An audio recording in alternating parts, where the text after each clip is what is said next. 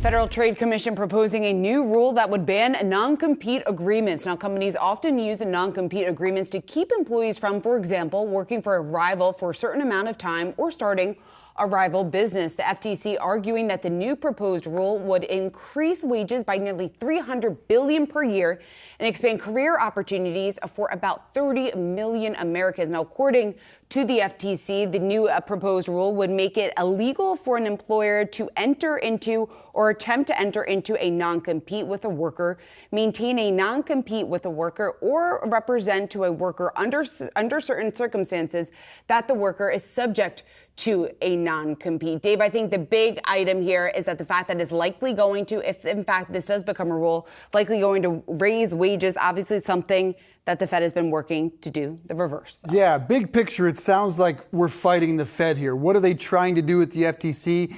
Well, let me just read what Lena Khan, the head of the FTC, says. Non-competes block workers from freely switching jobs, depriving them of higher wages and better working conditions, depriving businesses of a talent pool they need to build and expand. By ending this practice, the FTC's proposed rule would promote greater dynamism, innovation, and healthy competition, which sounds like it's good for both businesses and employees. Really, this is about reining in large corporations and large businesses. Let's just be honest about it. It is fighting the Fed because they want to bring wages down. This will bring them up by an estimated $300 billion in this country, according to the University of Maryland. And it really fits a pattern by this particular administration, the federal government, to kind of fight back against big corporations. You look at the lawsuit the FTC filed against the Microsoft Activision Blizzard merger. You look at what the DOJ is doing to block the publishing merger of Penguin Random House and Simon & Schuster.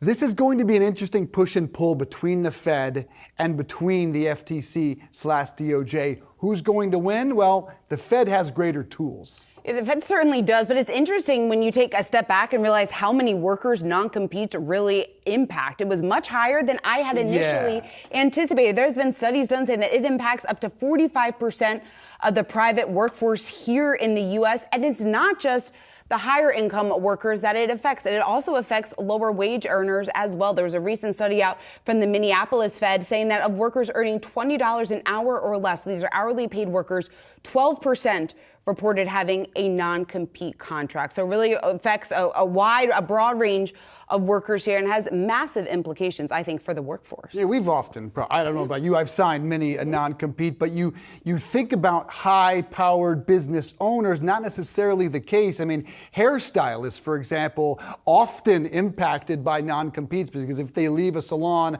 they're not able to compete with the salon in their area, which dramatically changes. And really at the bottom of this is job switching, job hoppers, because what we've learned from recent employment data is that the people getting the biggest raises are those job hoppers in this economy. So this will make it easier for them. And again, fighting the Fed a little bit. So it'll be interesting. We'll see how it all plays out.